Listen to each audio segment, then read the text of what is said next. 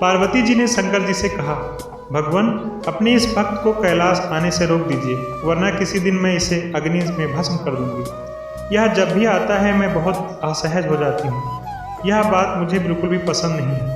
आप इसे समझा दीजिए, यह कैलाश में प्रवेश ना करे। शिव जी जानते थे कि पार्वती जी से उनके वरदान की मर्यादा रखने के लिए रावण को कुछ नहीं कहते हैं।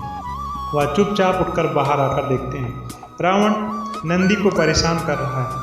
शिव जी को देखते ही वह हाथ जोड़कर प्रणाम करता है। प्रणाम महादेव। आओ दशानन, कैसे हो? कैसा आना होगा तुम्हारा?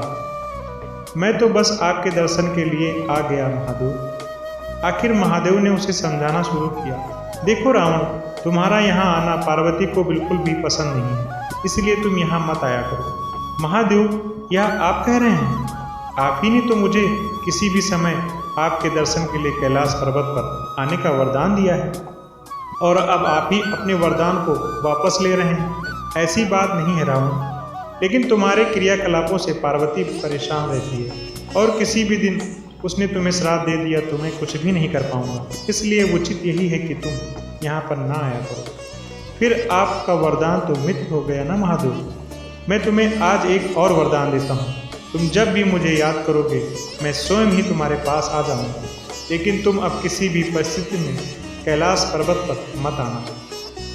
अब तुम यहाँ से जाओ, पार्वती तुमसे बहुत रुष्ट हैं। रावण चला जाता है।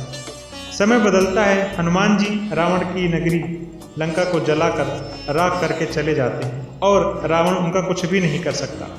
वह सोचते सोचते परेशान हो जाता है कि आखिर उस हनुमान में इतनी शक्ति आई कहाँ से। परेशान होकर वह महल में स्थित शिव मंदिर में जाकर शिव जी की प्रार्थना प्रारंभ करता है। जटालवी गलज्जलम प्रवाह पाव स्थले गलेवलम विलंबिता भुजंग तुंग मानितम। उसकी प्रार्थना से शिव प्रसन्न होकर प्रकट होते हैं। रावण अभिभूत होकर उनके चरणों में गिर पड़ता है। कहो दशानन, कैसे हो? शिव जी पूछते हैं।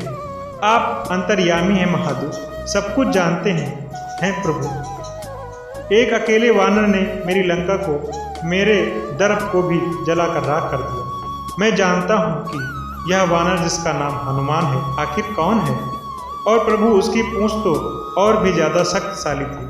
किस तरह सहजता से मेरी लंका को जला दिया, मुझे बताइए कि हनुमान कौन है। शिव जी मुस्कुराते हुए रावण की बात सुनते रहते हैं और फिर बताते हैं कि रावण, यह हनुमान और कोई नहीं, मेरा ही रुद्र अवतार है।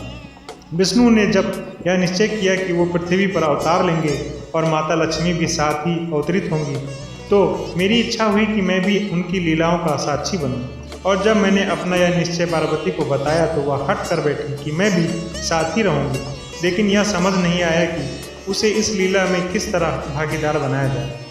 तब सभी देवताओं ने मिलकर मुझे यह मार्ग बताया, आप तो वानर बन जाइए और शक्ति स्वरूपा पार्वती देवी को आपकी पूंछ के रूप में आपके साथ रहें, तभी आप दोनों एक साथ रह सकते हैं।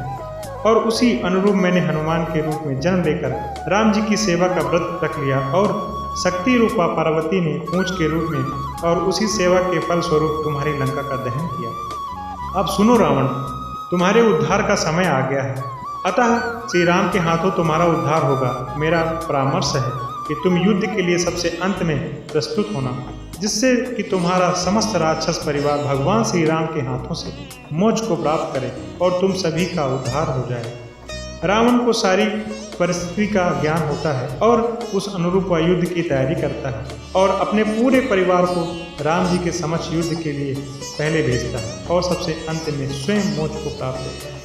दोस्तों, अगर ये कहानी आपको अच्छी लगी हो तो प्लीज़ लाइक करें, कमेंट्स करें और हमारे चैनल को सब्सक्राइब करना बिल्कुल भी ना भूलें। Thank you so much.